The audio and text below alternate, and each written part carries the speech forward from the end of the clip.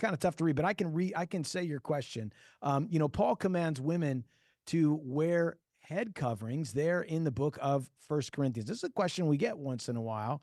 And Nick is asking, when you think about head coverings, there's some cultures where I've been, even when I was pastoring in the Southeast, if you wore a hat to church, well, man, you were in sin.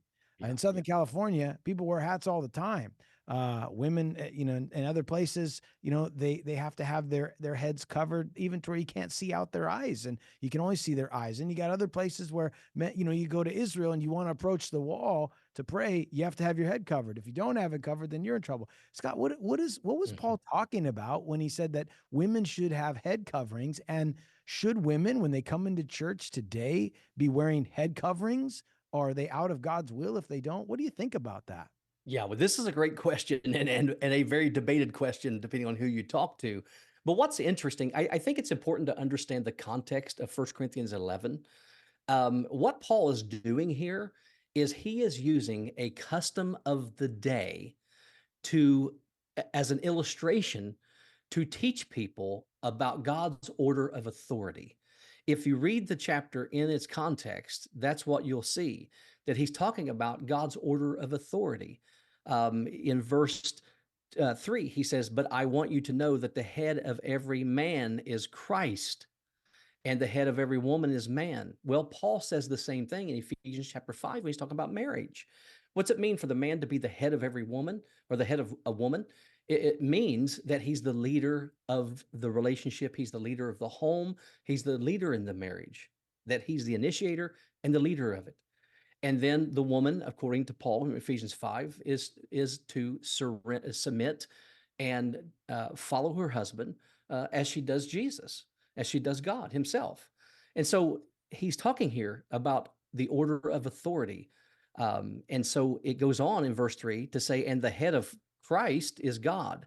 So it's pretty amazing. Paul says, you know what, when it really comes down to it, nobody except God is the head honcho here.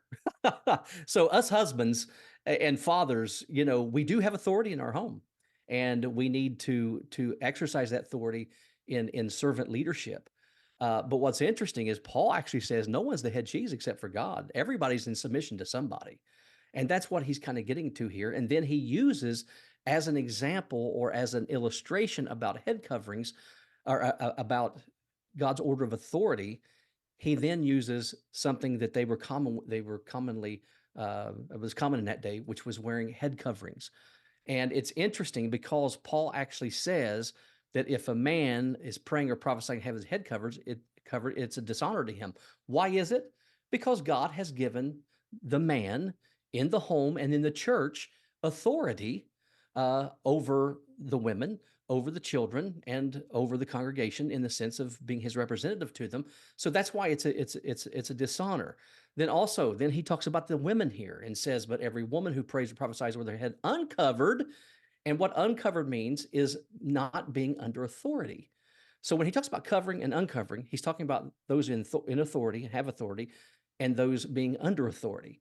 That's what he's actually talking about. And so he says, if a woman prays or prophesies in the church, but she's not under submission of the pastor or the male leadership, then it's a shame to her. It's as if her head was shaven. Now, why does he bring that up? He brings that up because in Paul's day in Corinth, when it came to the pagan temples, they would have temple prostitutes. And this is what the temple prostitutes would do is they would shave their head. And so it was, and to the believers of that day, it was a sign of they're not, number one, these temple prostitutes are sinful and they're not submitted to God or to anyone. So that was kind of the idea here.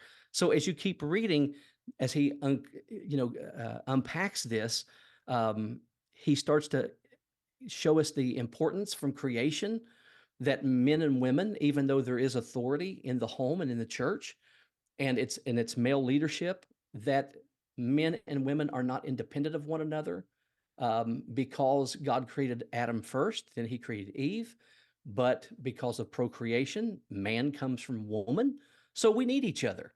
And I think it's interesting because when he comes down to the end of this argument, he actually sums it all up in, okay, so in the church, should women wear head coverings or not?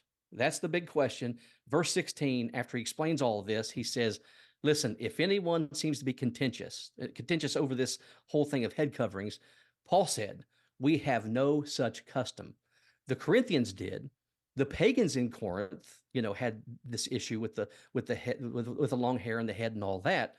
But Paul says we don't in the church, and he said, nor do the churches of God. So again, John, I'm so sorry for taking so much time to answering that, but I hope that gives a little insight into what Paul was talking about there. Oh, I thought, I couldn't have answered it better myself, my friend. I was thinking the exact same thing you were thinking. And I think that really, can I say, covers Nick's question. That was a terrible pun. But the fact is, Nick, we got your question written down here, and Pastor Scott just went line upon line in scripture and was able to help us understand why they were doing it then. And just the whole thing, just very well done.